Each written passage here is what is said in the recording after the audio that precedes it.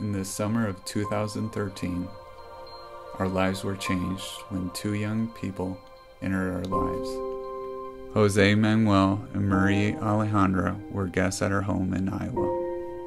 At that time, my wife Lori and I were serving as a host family for KidSave, an organization that brings older children to the States to be adopted. During their stay, our hearts were stirred by the need in the life of these kids. Emotions that revealed attachment and even joy of having a full house, yet contrasted by the sadness that was anticipated by their upcoming departure back to Colombia. What started as nurture of compassion has now brought us to Bogotá. This is our story.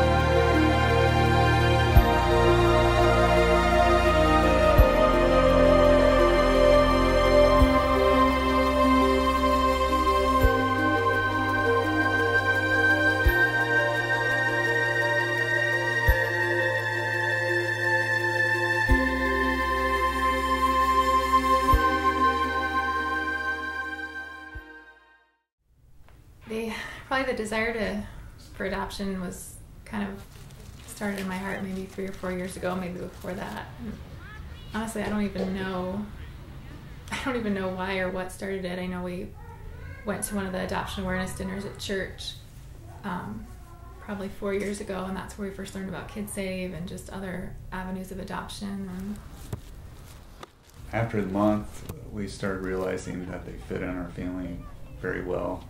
That was a fun time. It gave a face to foster kids out there, that they are genuine and kids that need homes. Yeah, we just took on a passion for just adoption in general. I mean, these 2 kids specifically for our home, but there were several other kids being hosted, and I think I kind of already had a passion for that, but it just brought it to the forefront for both of us, just the need and how these kids they're just normal kids that just need families. And I guess to me it's kind of a ministry that I can do in the home. It's hard for us with our own kids to be going out and doing things, so that's something that we're bringing it into our home. And bringing a culture into the house, Yeah, it's something different for our biological kids to experience and something they can do with us. But it's all basically inside our home.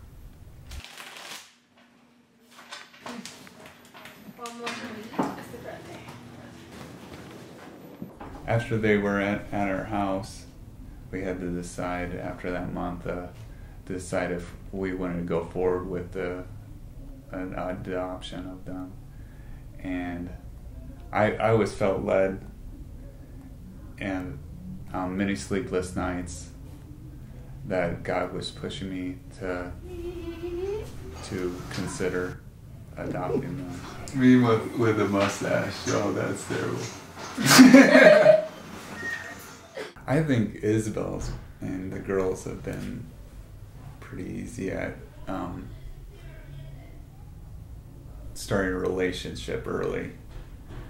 The boys, it's taken a little while. We have Kendall, that's 9, biological, and Jose, that's 13. And that took a while for Kendall to have the idea of not being number one. Well, it's just an adjustment. I mean, everyone was excited before we hosted, so we didn't really prepare them for, someone else is coming into your house, you have to share everything, and, things will look a little different for them at first, so it's just kind of getting used to that idea of more people in the house and just that they have kind of special circumstances temporarily. So it wasn't all wonderful, but it's been good, and we've seen God work in that too. That was a prayer request. This year was for Kendall to come around and And he definitely has. I mean, it's been good. It's been really good here. We haven't had huge issues at all, so. Yeah, he actually wanted to come, and that was a big step for him to say, I want to come and see where they're from, see their culture, and see their country, and kind of understand them more. I think he wanted to do that. We had to go to the town where the kids were born, and that was probably not scariest, but the part I was worried most about, just because it was away from the main city, and we didn't have a translator there with us, and we had to be there for a week, but we reconnected with the kids pretty quickly, and I think it's good for us to see where the kids are from too, and for our kids to see where they came from. I think that's pretty big. I didn't want to tell Lori that God was talking to me in this way, because I knew that she would be on board saying, let's do it. And it was a scary time for me, because I've never heard God talk to me that strongly. Well, your biggest hang-up was finances, and so once we finally decided to say yes, then... Yeah, the biggest storm in Des Moines happened in the fall. That helped pay off the initial fees of the agency. It's kind of a slow winter for work, so again, the money issue kind of came up again.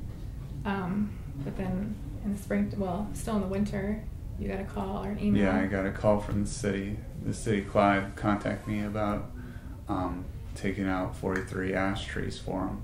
I thought I could get a portion of that project, just a little bit of it, to help us. The kind of springboard, because we were almost getting the paperwork done, and then we would have to pay off the agency.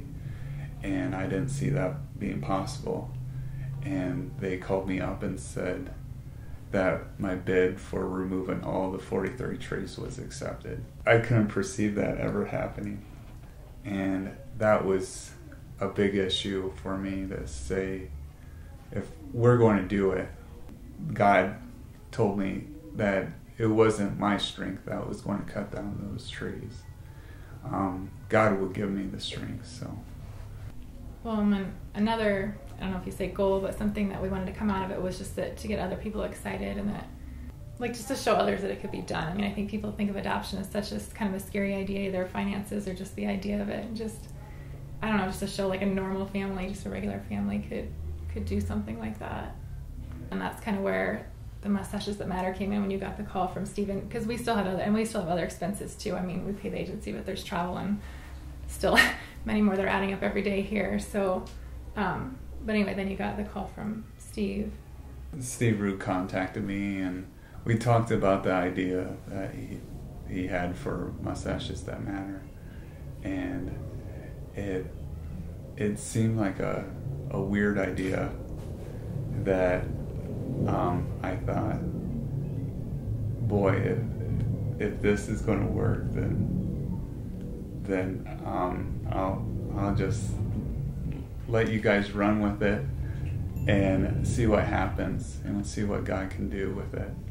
Yeah, he asked me if he should do it here. We thought he should participate since it was partly for us, so I said okay, and I feel your pain, but it's good. It's for a good cause, and I'm good with it. And I think I feel odd enough being a white.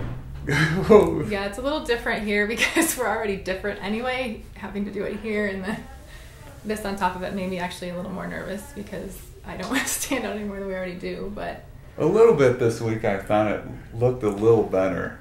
Yeah, it actually has looked a little better than I thought. It has. Honestly. Well, that's good. It's not as bad as I thought it would be. And I've seen a lot of wives' comments on Facebook, and that makes me feel better. And I knew our church would be on board with adoption. It seems like many hands have got involved with this, and to make it successful, that I don't know what we could say to thank people that. Well, I would just like to say thank you. I mean, it's amazing. We've been watching it. We have the internet here, and we've been watching the total go up, and it's just like overwhelming. And yeah, one night I was reading through a bunch of people, like their not profiles, but their reason why they were doing it, and just the goals. Like some people had set such high goals, and yeah, that was just huge, just to see why people were doing it. And I think this process that we've gone through throughout the year has kind of humbled me. It made me realize that I don't have to do things on my own, that God will give me the strength, and God has more of a plan than me just going to work and coming home and just living a simple life. We could have done that, but I don't think if we don't challenge ourselves that maybe we miss out on what God really wants us to do. If we're led to do something, we can't ignore it. I think that's what has taught us, that He'll make things possible, that He made this trip possible for us, and that He's doing immense things with Mustaches That Matter, that we never pushed for. We just watched it happen. That's the thing to take from it, that once you decide what God wants you to do, that He'll give you the strength and make it possible.